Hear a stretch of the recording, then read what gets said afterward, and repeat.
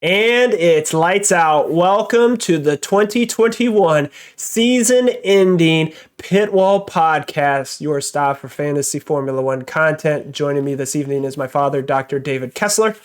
I'm your host, Jeanmark, and let's go.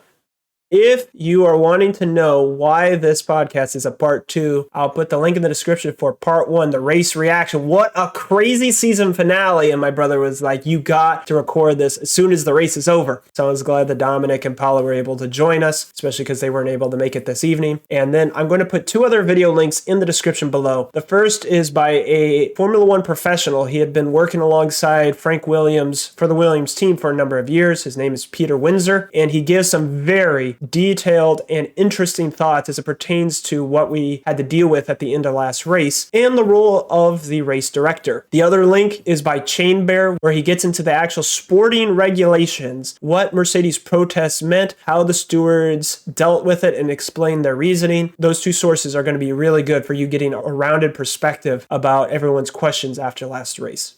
The last time this season, we look at the driver standings. Yes, Mercedes lodged 2 protests after the race. The first one was thinking that maybe Verstappen had passed Hamilton under the safety car. That was thrown out because by the time they got to the racing line, Verstappen was back behind Hamilton. But there was that section where they were like right next to each other. And they said they were braking and going up. They were playing a lot of games, mind games at that. And then the second protest, as it pertains to the use of the safety car, like I said, the links will be in the description below to dive into all the minutia of that. But that means, unless Mercedes is going to be successful in the International Court of Appeals, they have 72 hours in order to lodge that, Verstappen will be the 2021 champion. And then Hamilton, the runner-up, Bottas being in third, Perez, who they DNF'd for reliability issues. We discussed this in the race reaction, how they probably didn't want the safety car to be extended. And so they pulled in Perez so that he would be retired. And then Sainz, with his podium place finish, was able to leapfrog Leclerc and Norris to be 5th in the driver standings. Norris holding a 1-point lead over Leclerc. And then we have Ricciardo. Gasly, for the very first time in his Formula One career, broke the 100-point mark. And so he's very happy about that. Anything that stood out to you, Dad, for these driver standings? The fact that Bottas was the 3rd on the standings showed that he has been a really great wingman for Hamilton. I will be interested to see how Russell fills that role and if he's going to be a wingman or if he's going to be a competitor and if they're going to butt heads or cars next year. It should be interesting. I was not overly impressed with how Russell ended the season. He just didn't have the right equipment, but it wasn't so impressive at the end. Sainz, that was very impressive. Perez, he could have had a little more points, but he was just following team orders, and he showed to be a really good wingman this last race to help a little something for Verstappen to catch up. Even though at the end, it took Latifi crash, all that interplay, and him being on soft tires to finally get better pace than Hamilton. Alonso was very happy because Alpine was getting in double finishing in the points over the last few races, and so he thinks that they can take a big step forward. People were saying if Alonso has the right machinery, I think he still has it in him to win races and be competitive. We see that he and Perez are really good at defending, so once they're ahead of you, it's going to be hard for you to pass them.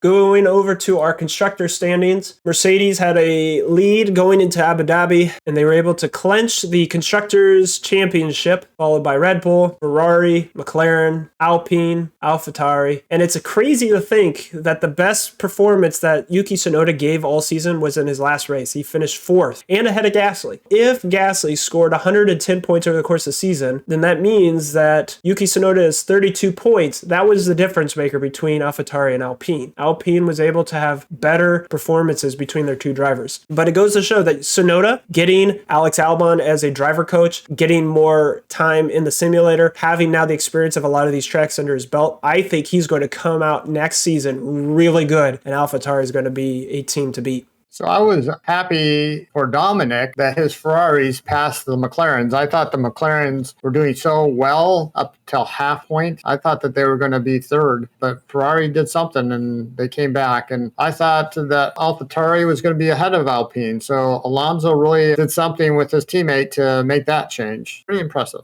I think it's interesting to see that they're pairing in the constructors. Mercedes and Red Bull were close. Ferrari and McLaren were close. Alpine and AlphaTauri were close. And it wasn't like the best of the rest were the next four and they were all real close. Seemed like there were some pairings, and I thought that was interesting. It was revealed after Abu Dhabi that each team was given 2 development tokens going into the season. Mercedes never revealed how they used their tokens, and it was found out that they only used 1 token. So this year's car was pretty much last year's car with minimal aerodynamic changes. They were 1.5 seconds faster than everybody else last season, and they probably figured that they could continue, even if they lost about a second, they could still be at half a second faster. And that's what we saw. Once they had the engine power at the end of the season, Hamilton was just cruising past everybody. That means then that Mercedes was probably spending a lot of their energy and focus to next season. And so I would not be surprised if Mercedes comes out with a really dominant car again and we see the battle continue. Which of these constructors do you think is going to make the biggest shakeup going into next season? I think it will be Alpine, surprisingly enough. I wouldn't be surprised if Aston Martin does significantly better, makes it higher in the midfield. Because of the resources of Mercedes and Red Bull, you think Mercedes reserving things? I think that they were using more resources. I wouldn't be surprised if next year the top 4 that we see this year will be very close and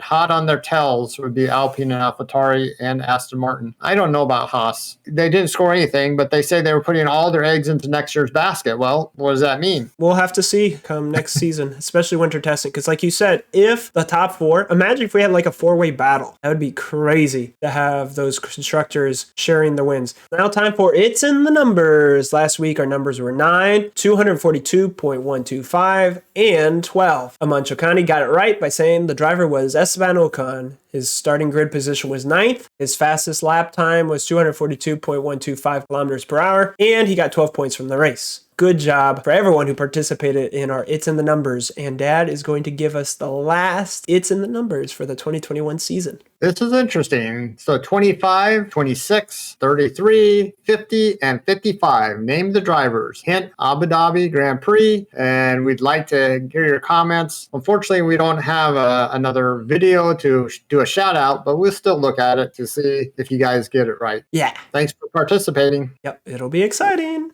Let's take a look at the lineup at the end of the season. This is Team 1, my team in which I tried to do minimal day trading. There were 2 areas that I could have improved this team. The first is I accidentally forgot to Mega Drive Verstappen at Monaco. He should have been Mega Drived. That would have boosted my numbers. And then to play it safe, I Mega Drived Verstappen at a different time the second half of the season when I thought he could win. But if I had stuck to my guns and done it during Brazil, then I would have gotten extra boost of points. Nonetheless, I did pretty good. At Aston Martin, I got 70th out of 60,600. So that is the top 0.115%. In the United States, finishing 71st, finished in the top 0.067%. And in the Global League, finishing 1,000th, I finished in the top 0.09%. And so I think overall did good. And I hopefully was able to help impart some of that knowledge to you guys so that you could do well, considering that in our season-long Pitwall League, I was 22nd.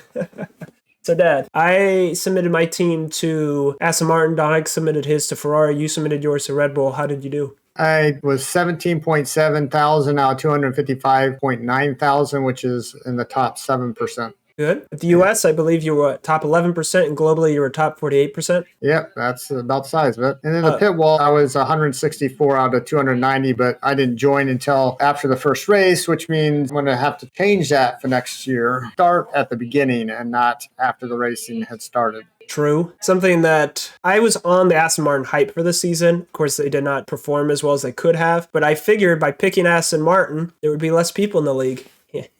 Less people to have to fight against. But the elephant in the room, I am sick. Oof. So I'm glad we recorded our race reaction yesterday when I hadn't descended into madness. Oh boy. Looking forward to next season, Dad. What strategy have you learned from this season that you want to implement for next year? One is start on time.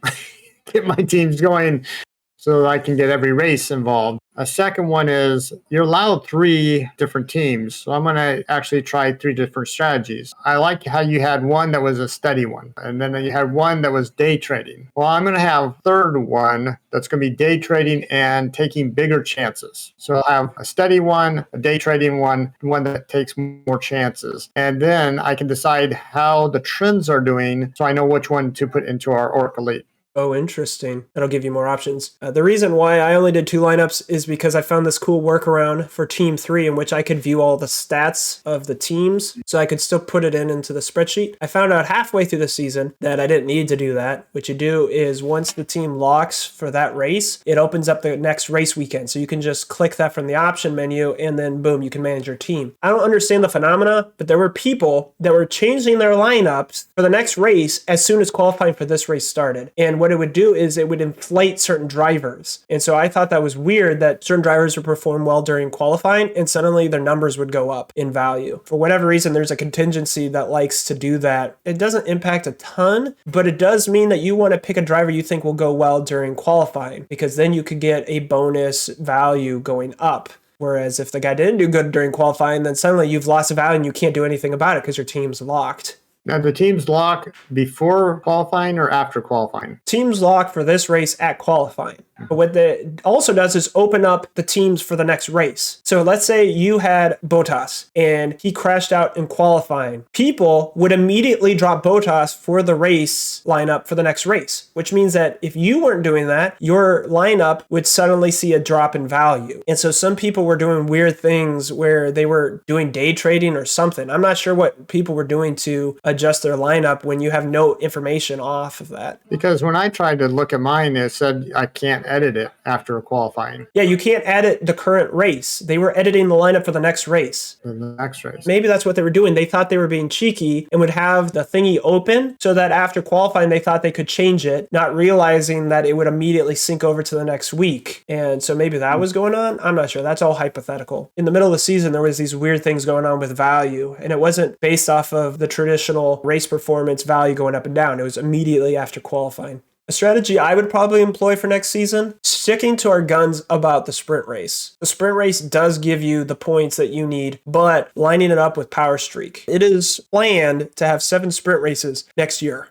The problem I was having at the end of the season was that when you have a night race, Free Practice 2 gives you the best quality projections. During a sprint race weekend, you only get Free Practice Session 1, and then immediately everything locks. And so I found it really difficult to make solid pick lineups during those sprint race weekends. And apparently, the first race of next season will be a sprint race. And so I think that's going to make a huge difference for people because there's going to be no data of which to pick your team. And then right out the gate, you're going to have a sprint race, which is going to split the pack up. And so a strategy would be, as soon as race weekend number 1 is over, use your wild card and day trade like crazy. Just day trade, day trade, day trade, because everyone's going to be dropping people on your team, and you could ride that wave and get a huge boost in your team value. And so that's something I'd probably try to do next season if I notice that's what's happening. Something else people can keep in mind is sometimes, even though you have a higher value, you're with a lineup that you want, and so you might leave some value still above. So if you have 2 teams that have the same lineups and one's cheaper, then you'd want to put that in the ORC Elite because you're more likely to get on the podium than if you use your same lineup that has a more expensive one, unless you want the Fat Stack Award. Oh, Dad dropping the inside secrets for the one race challenge. Actually, that's something I noticed. If I had actually stuck with day trading the last 3 weeks, which I didn't, I would have gotten the 0.3 million needed to get a higher tier driver for the last race. And I wasn't able to pick him up. And so I was like, okay, I guess you need the day trade till the very end. But I was finding, like you were saying, having a cost cap gap is good. Don't feel like you have to max it out because some of these drivers might be more expensive, but their points per million value is terrible. I think that's why my steady team, because instead of trying to do a snap decision, just follow the trend. And because you only get 3 subs, sometimes when you day trade, you get stuck in this cycle because you've already subbed out a guy. And so leaving your subs till later gives you more freedom for your points pick. And then what I found is if you pick solid drivers, they will naturally go up in value. So you don't have to necessarily day trade and you can still have a good lineup. So trying to find that balance, because my theory was if I day traded enough, I could get a higher tiered lineup to then overtake the team one. But it seems like the biggest difference wasn't your lineup, but when you decided to do Mega Drive and who were you turboing on a regular basis. That was what separated those two teams. So which team actually had more points? Was it the day trading team by the end of the year? No, it was my steady team. And it's because there were some weeks where the steady team ended up being the one who got more points. And I day traded and got burnt.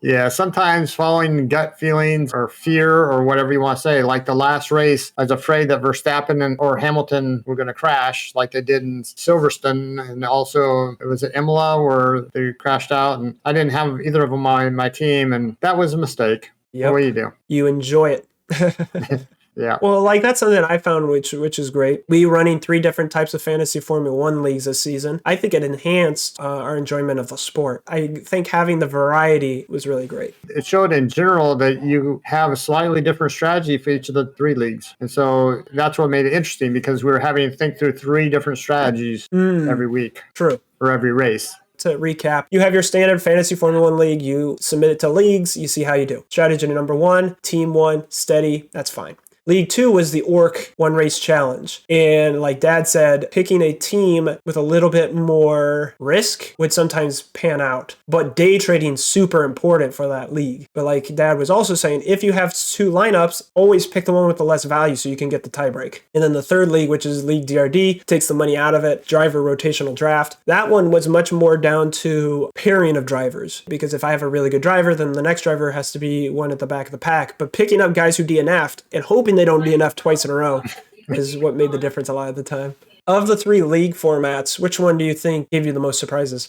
I think all of them gave me some surprises. I enjoyed learning each of the strategies. I had been on the fantasy league in the past with you guys, and there were some things we didn't like about it. And so that's why we did the DRD league. And that's why it became really involved and interesting. I like the idea of a week challenge, so I have to prepare each week. And the season-long league, you can have up to 3 teams in it. I just enjoyed all 3 of them. I don't know. What about you? Did you have one you preferred? To give history for people, before this season, the standard fantasy Formula One did not have this whole stock market approach to team value. My bro would literally pick one lineup and just ride them for the rest of the season. He would just check out. That's boring, which is why we spun off into League DRD. So like you said, we had to check in every week. And then the One Race Challenge is nice because you can't see other people's lineups and you can choose which of your 3 teams you want to pick. So you can jump between them. And so I never paid attention to the season-long league because I was more invested in the One Race Challenge and League DRD. So I'd just say doing a variety of leagues makes the whole season really enjoyable because like you said, each one had a slightly different approach and style that the other ones could not quite replicate. Actually, funny story. We only thought about the One Race Challenge because you missed the first week. That's true. And so I'm glad we did because imagine if we didn't. Or I got some comments on YouTube halfway through the season where people said the One Race Challenge got them re-engaged with Fantasy Formula One. Because like you're saying, you either get stuck in the loop where you didn't day trade right out the gate and you can't catch up, or 2, people felt like you were just running the same meta.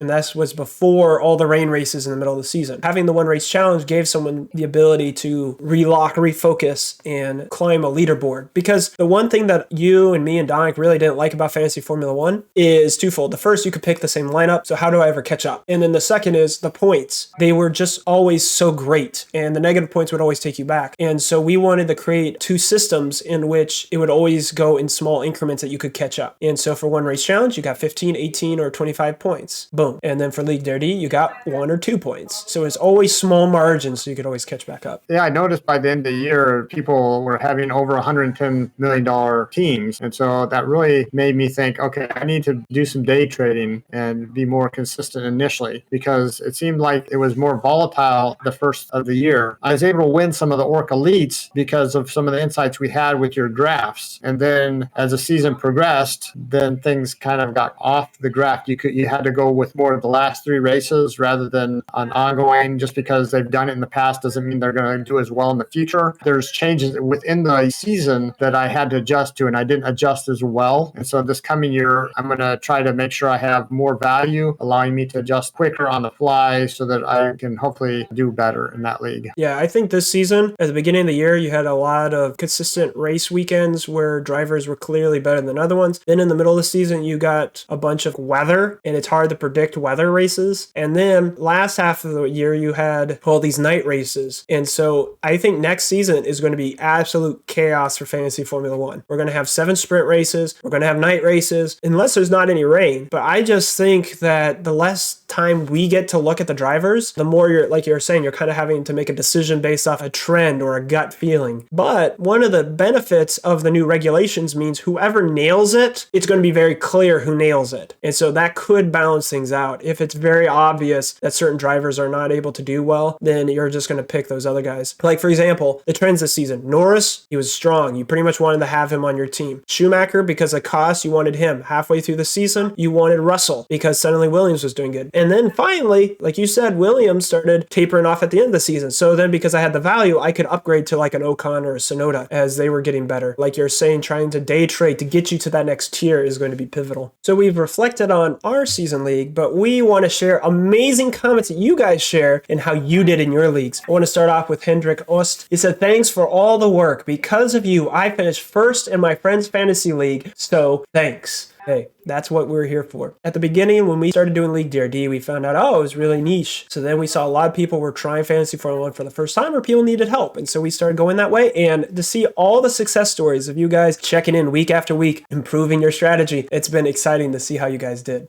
Our next comment comes from Onassis Cho. Wow, and what a lovely season. Won in my small league in fantasy. Want to join your league next season. Thank you so much for the great content. Have a great winter break. Good on you for being able to win that league. And like you said, small pond, now to the big one. If it's a season-long league like Dad and you're recognizing, start at the beginning. That's really the only way to be competitive in the season-long league so that you don't have to play from behind.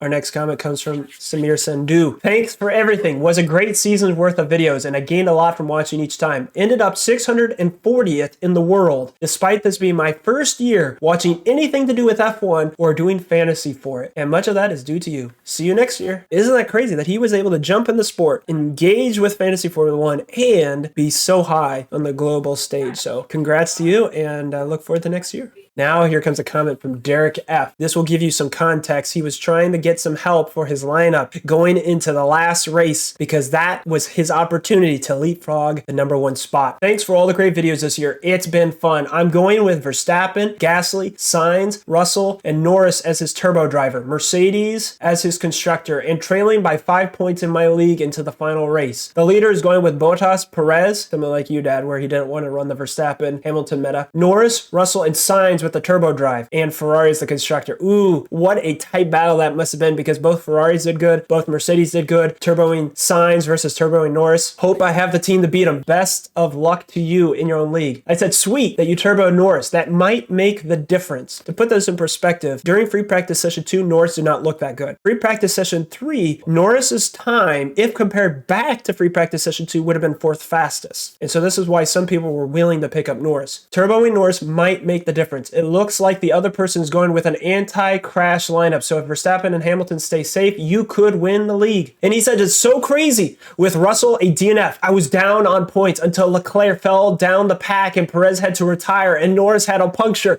I pulled out the league win. What a crazy season finale for your league. I'm glad that it heightened the experience and all that was riding on that race. And thanks for sharing. It's wonderful to read these comments. Next is by Ward V. What if there was gravel on turn 6? Of course, we can argue about every what ifs, but today I saw the finale of like a thrilling show, a series, only it was reality. The best season I've ever seen. So happy for Max. Did you know he was half Belgian like me? Thanks for all the hard work this season. I really enjoyed every podcast. And I was aware that Verstappen was half Belgian, but I didn't know Ward V was. And that makes now 2 half Belgian champions because Ward V won, spoiler alert, our one race challenge leaderboard. And so Ward says, can't wait to hear the national anthem. It's an honor to win such a competitive league. I appreciate it. Big thanks. Next goal is back to back. You guys have heard it here first. He wants to be back to back champions. So you guys got to come out and show up. Now let's look at our season-long Pitwall League. Shout out to everyone who participated in this league and doing so well. Let's start in 10th spot. Adip M with 4,345 points from Canada. Another Canadian, Mika S. In 8th, Luke Lucas T. from Sweden, then Ward V. from Belgium, and then another Canadian, Francois B. Then from India, Raul S. And then in fourth, the last of the Canadians that dominated our top 10, Naveen Babu R. And then an American to represent the top podium positions at number 3, Andy Z. And then at second, Sela C. from Bosnia and Herzegovina. And then the second India representative team from Prachi S. with a whopping 4,403 points. Congrats to all of you. And I think we're going to give a little bit more spotlight to the season-long league next season. I think just showing it every week to see how people are doing, I think that'd be good.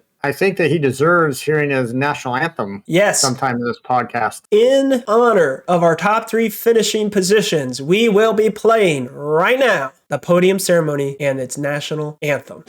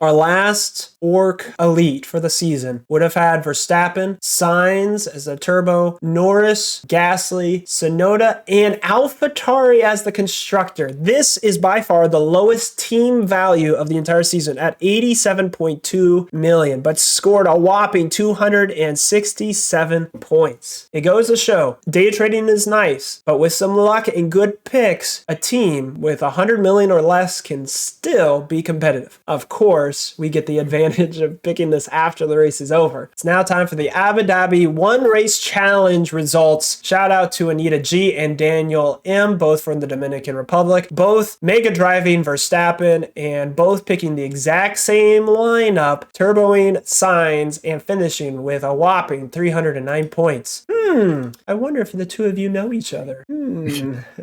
Congratulations. You get the highest team score. Recognized for the One Race Challenge, we take base points. So Mega Drive, while that could be good for your leagues, we only take the base points. That will then remove this Mega Drive as well from Ganesh, but good on you for your lineup. And that means that Ward V gets the top spot. He had Verstappen, he turboed Sainz, he had Norris, he had Tsunoda, he had Gasly, he had Red Bull. What a solid lineup and haul of points. Followed by James P with his Ocon, his turbo and his Sainz, Gasly, Verstappen, Norris, and Red Bull. And then Gia having Sainz as a turbo, Gasly, Norris, and Samir doing the same lineup. And now we want to give that illustrious podium ceremony top step national anthem.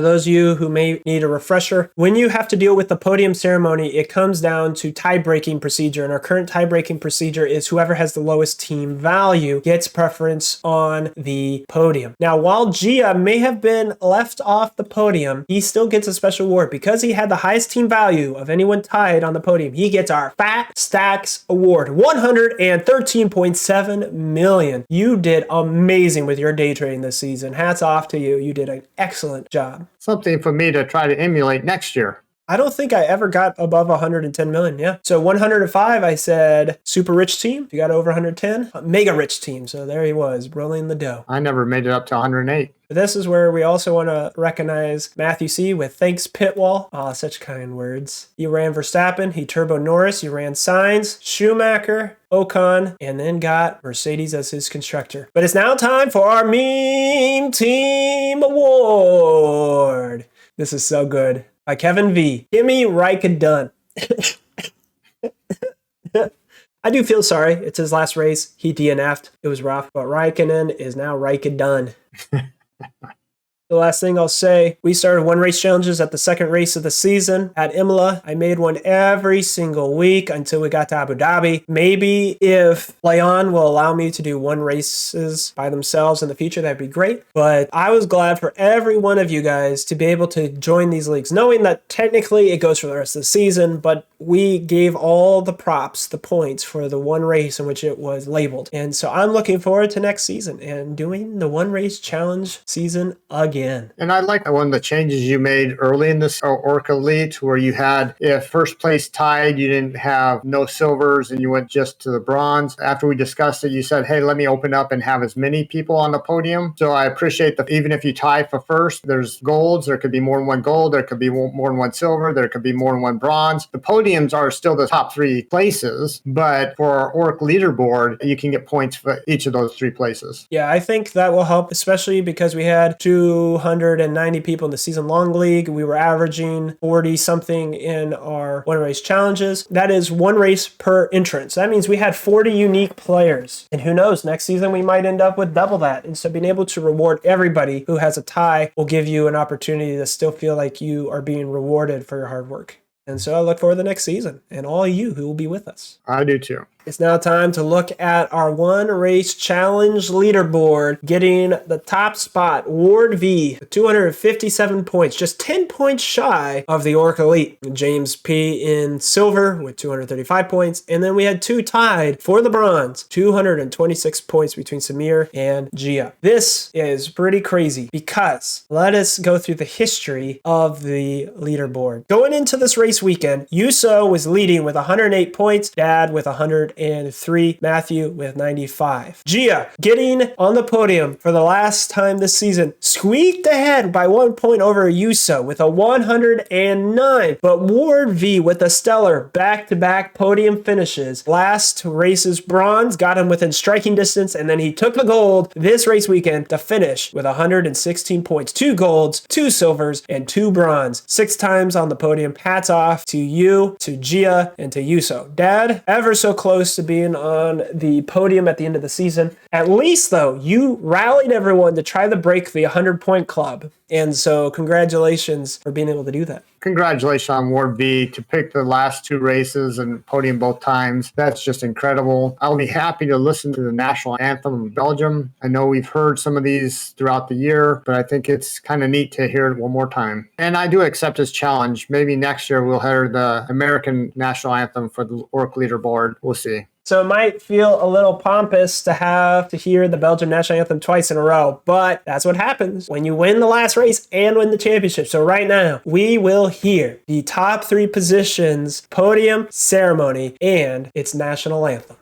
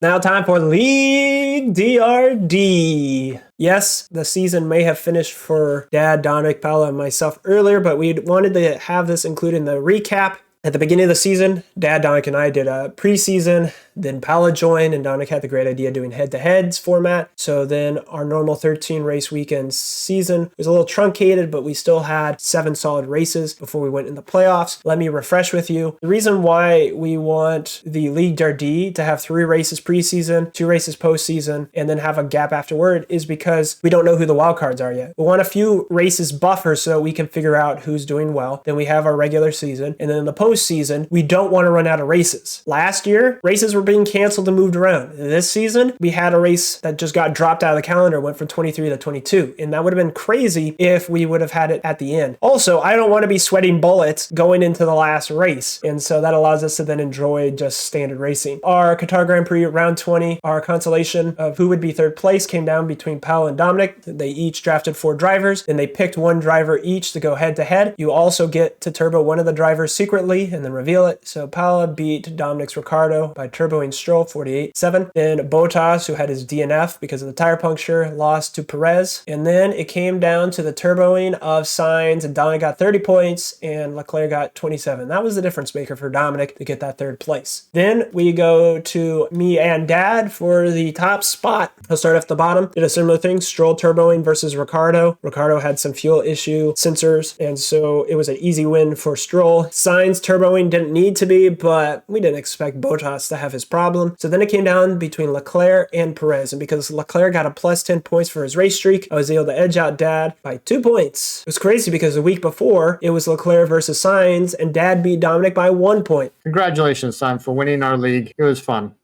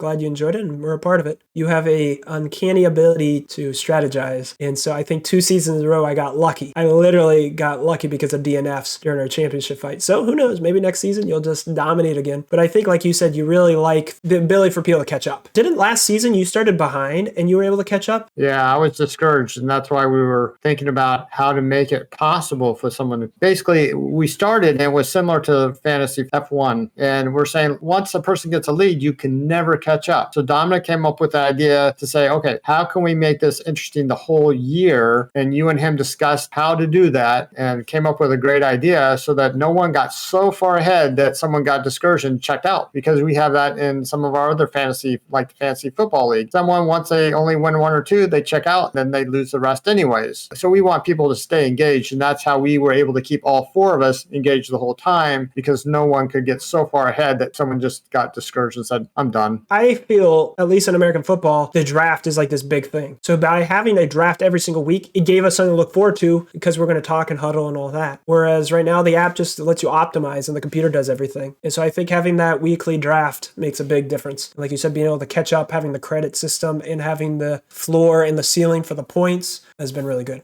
But I really liked having 4 people that we could record and talk through it. Dominic had a lot of humor, little jabs. The Latifi chant was born. Overall, I really liked it. And like we said at the beginning, League DRD was the focus of our playing of Fantasy Formula 1. We did not like Fantasy Formula 1 standard. And so I told Dad and Dominic, hey, would you be okay with me recording our conversations this year, make it like a podcast? Oh yeah, that'd be fine. Sure. I go into all that. And then I quickly realized League DRD is so niche. So then I started noticing a lot of people on the Fantasy Formula One Reddit, people who are starting the season for the very first time, people who had questions. And I was like, okay, let's transform this channel to be about Fantasy Formula One. And then we can also have our weekly podcast. And I know some of you really like the weekly podcast, but it has evolved so much beyond what we were talking about at the beginning. To have 695 of you as a part of our Pit Crew community is amazing. We are so close to 700. Appreciate all of you that have been along for the ride. And I do recognize, I guess I'm going on a tangent here, I do recognize that the podcasts are for me, Dominic, Paula, and Dad. I recognize whenever you do race reactions, now you're starting about emotions and opinions. So we're not professionals, we're amateurs doing this. This is me as a hobby trying to create this content for you guys. I appreciate all the kind words and being able to create a safe space for people to be able to share what their thoughts and feelings were. I think it was really good for Dominic to say, let's get the podcast out as soon as the race was over, because it was just so much emotions. And I saw from some of the comments, it gave you a place to be able to share your feelings. And I think it was good for Paula to be able to share her feelings. And so a quick testimonial for Paula, I found her on Instagram, a friend from college, but she was posting her Fantasy Formula One lineup. I was like, oh, you should join us. Then she told us halfway through the season, this was her first season doing Fantasy Formula One. And so this was great for her to grow, but also have people to talk to about Fantasy Formula One and the races, because she didn't have anyone in her immediate friend group. And I think a lot of people are like that, especially for us. When I first started watching Formula One in 2018, when the F1 TV package was released in the US, I was like, I could watch it, but Dad and Dominic, would you be willing to watch it with me? And the hook I did was, do you want to do Fantasy Formula One with us? Because when we did fantasy football, like American football, you're much more likely to pay attention to the games if you're doing fantasy sports. You and Dominic were gracious, you joined, and Dominic, with his love of Ferrari, came out. And the more I got involved with Formula One, even though I originally was rooting for Vettel and Ferrari, I think after looking at the history of the sport, I have a lot of respect for McLaren. I love Lando Norris. Dad, it sounds like you're in the Red Bull camp. And then because of our podcast and be more of a vlog style family memory thing, this year, Mom got involved. She and our Aunt Ninky went to the Italian Grand Prix in Monza. That would never have happened if we didn't do this. And then Sable, our sister, I got her a Lando Norris hat and she wears it. She's invested. And so it's been great for our family that this has been bonding, but it's great for you guys to be a part of our experience. Mom's favorite driver is Perez. That's why she was so disappointed when That's why she was so disappointed that he couldn't be on the podium.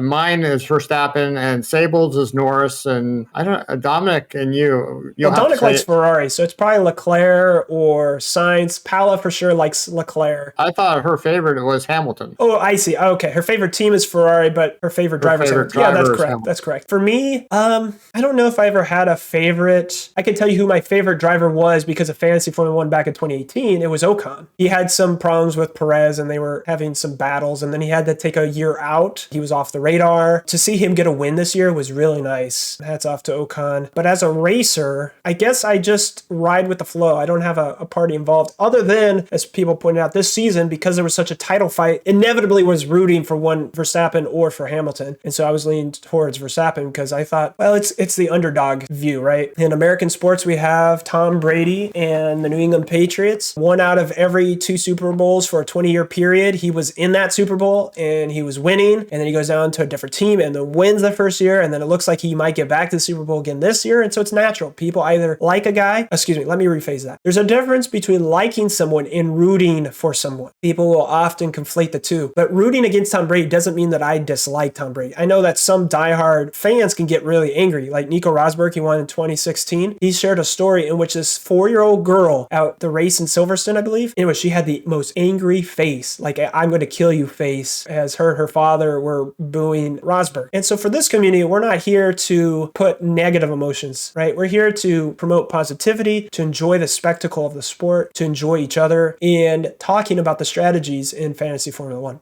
Americans, you have your favorite team or your favorite players and you root for them. And if they're dominant, you root for the underdogs if they're not your team. For some reason, Americans like the underdog scenario unless it's your player. And I think that's what a lot of people from Europe are having to wrestle with, is because Liberty Media is an American company, you're seeing a lot of American ideals and views of how to run and present Formula One injected into the sport. Love it or hate it, it is becoming Americanized. I guess that's good for me because I'm American. I'm used to it, right?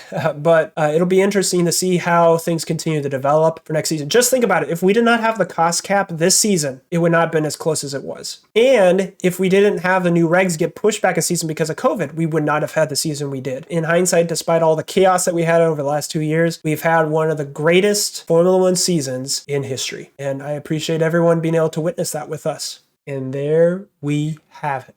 Our last official podcast of the 2021 Fantasy Formula One season. Thank you, Dad, for joining me. Of everybody who's been a part of this pit crew community, I salute you. And I've been your host, Jeanmark. And until next time, we'll see you on the pit wall.